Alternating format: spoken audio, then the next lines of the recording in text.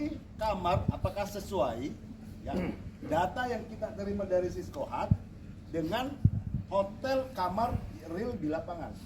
Kalau tidak sesuai dicatat. Sebelumnya ya, sebelum datang jemaah catat. Kalau ada yang rusak dicatat. Setelah itu kembali dilaporkan ke bagian akomodasi. Nah, apabila sudah real semua, kita persiapan menjemput jemaah. Bila jemaah datang, satu kloter itu aman saja, kita semua bergerak di situ. Tapi bila jemaah datang, waktu yang sama 2 atau 3 kloter, itu yang susah. Makanya kita harus bagi tim. Tim itu kita bagi 1 hari sebelumnya.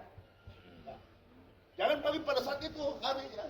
Jadi makanya setiap hari Kasektor harus memanggil rapat. Jadi setelah apel rapat. Apa yang kita mau lakukan besok dengan melihat dari jadwal kloter yang akan datang. Rapat, bagilah tugas.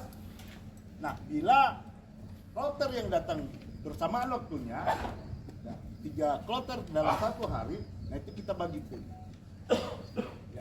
Setelah itu jemaah datang.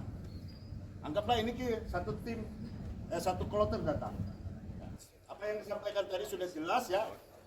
Nah, bila jemaah datang, pertama yang turun ke rombongan, masuk di hotel, menghadap ke ketua bagian akomodasi untuk membagi kunci. Setelah jemaah datang, rombongan mendapat kunci, naik ke atas kamar, ya. Istirahat di lobi bisa, tetapi kalau sempit, terutama di kamar ini. Terutama bila sempit lobinya, kalau sempit lobinya langsung di lantai kamar sesuai dengan kamarnya. Kalau mau istirahat di lobi tidak apa-apa. Nah, habis itu kunci kamar dibagi di mana? Di setiap lantai kamar. Nah, makanya kemarin saya sudah sampaikan ke teman-teman embarkasi Makassar. Warna kopor itu ada tanda-tandanya. Setiap kopor ada tandanya. Satu kloter ada 10 rombongan. Setiap rombongan beda warna.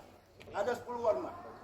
Nah, pada saat datang jemaah, kita hanya catat warna ini, lantai ini, warna ini, lantai ini, warna ini, lantai ini. Kasih umal.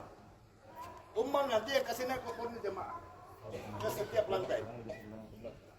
Ya, pakai lift khusus. Biasanya ada 3 lift, 1 lift khusus untuk. Download Tribun X sekarang.